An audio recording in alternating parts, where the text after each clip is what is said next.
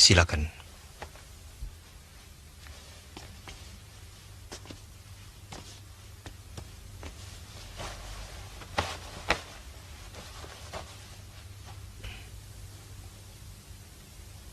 Saya mohon, Pangeran, jangan seperti di penjara. Sebetulnya kami bisa saja membebaskan Pangeran dan Kanda Dewi. Tapi kami memerlukan Pangeran. Maaf, untuk menjaga serangan dari Kuntala. Saya bisa mengerti Sang Prabu. Dan bagi saya, tindakan ini jauh lebih bijaksana. Lalu apa rencana Sang Prabu dengan diri kami? Maaf, Pangeran. Kami memerlukan dana untuk membangun kembali negeri ini. Maksud Sang Prabu?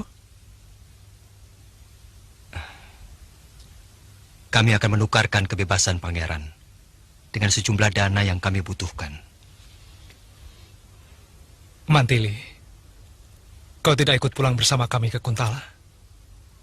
Hamba takut nanti dijadikan tawanan seperti Gusti. Hus, mana berani ayahmu menawanmu? Nanti ku pecat.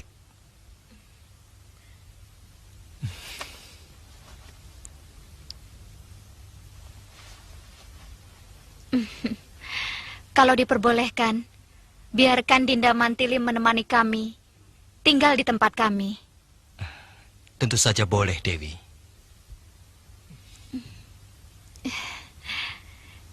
Terima kasih, Sang Prabu. Ini benar-benar zaman Kala Bendu. Kekisruhan terus-menerus terjadi. Semoga saja ini bukan kutukan Sang Pencipta yang murka. Karena fitnah dan kesewenang-wenangan yang merajalela di negeri ini, rakyat sulit menentukan fitnah dan kebenaran.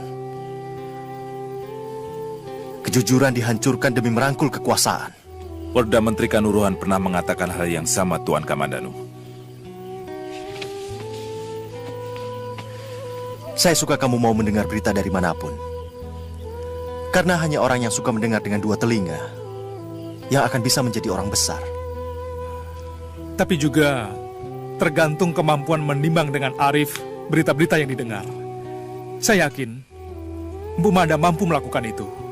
Kapan saya harus berangkat, Raden? Sekarang juga. Saya pamit, Tuan Kamandanu. Tuan Ratanca. Kamu akan ikut menyerang, Mada? Tugas saya menjaga Kedaton, apapun yang terjadi. Bagus. Gusti Prabu, hamba sangat cemas kalau anak Nila Saruya itu yang telah membuat kekacauan di sini. Tampaknya dia sangat dendam kepada Gusti Prabu. Saya sangat tertarik dengan ceritamu tentang berbagai ilmu yang dimiliki oleh anak itu. Bagaimana menurut pendapatmu? Ada kemungkinan para pendekar sepuh yang selalu memusuhi Gusti Prabu, seperti Kang Sadewa, Ki Legawa, dan Durgandini, sengaja mempersiapkan pendekar mahasakti dengan masing-masing memberikan ilmu andalan yang mereka miliki, termasuk ilmu rengka gunung yang dimiliki oleh Durgandini, Gusti Prabu.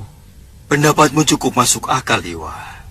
Dan kalau seperti ceritamu tadi, oh, kamu pernah menghadapi ilmu kanuragannya dan juga ajian rengga gunung, bukan tidak mungkin.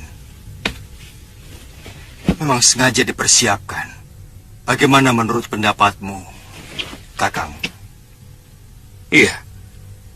Dia sudah sanggup membunuh Empu Labda Jaya dari Jaga Saksana yang terkena sangat dinuih. Kita tunggu bagaimana laporan Senopati Dharma Yuda, Dinda Prabu.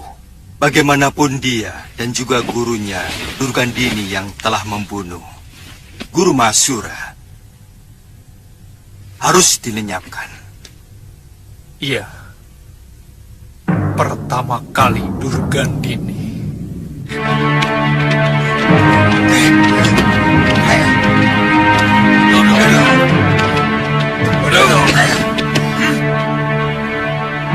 Ampun, Gusti Prabu. Mereka kami tangkap karena dicurigai sebagai pembunuh penjaga gerbang kota kemarin. Dan juga telah membuat onar di Regol Kedaton, Gusti. Silakan.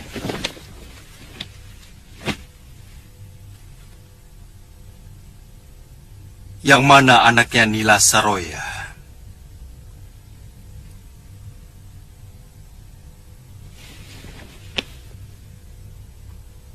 Mana? Saya.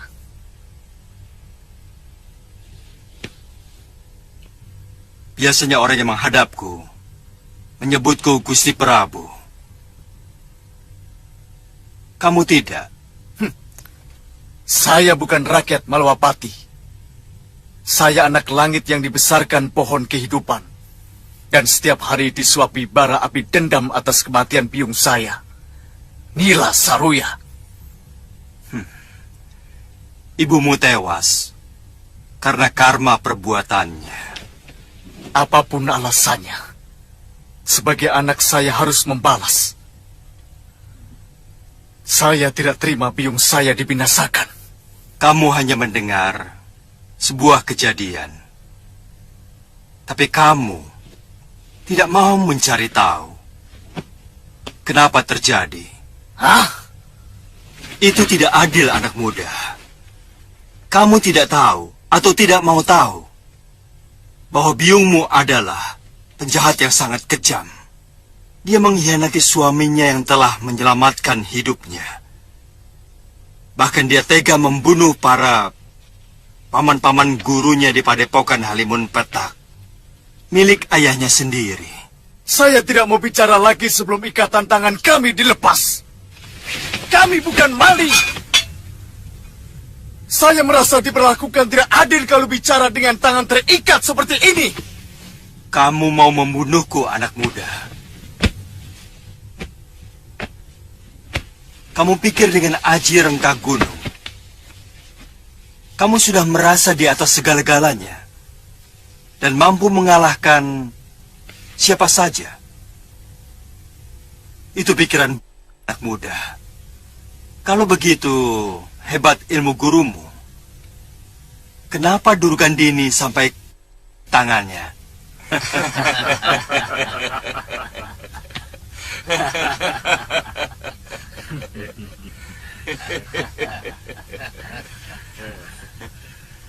Itu bukti di atas ilmunya masih ada ilmu yang lain. Buka ikatannya. Aku ingin tahu apa yang akan mereka lakukan di dalam kedatonku.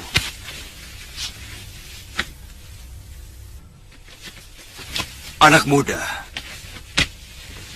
biasanya orang yang baru memiliki ilmu sejumput mengira air kobokan adalah samudera raya. Ayo duduk! Mengira batang pisang adalah tiang-tiang langit. Memang sepertinya agak aneh.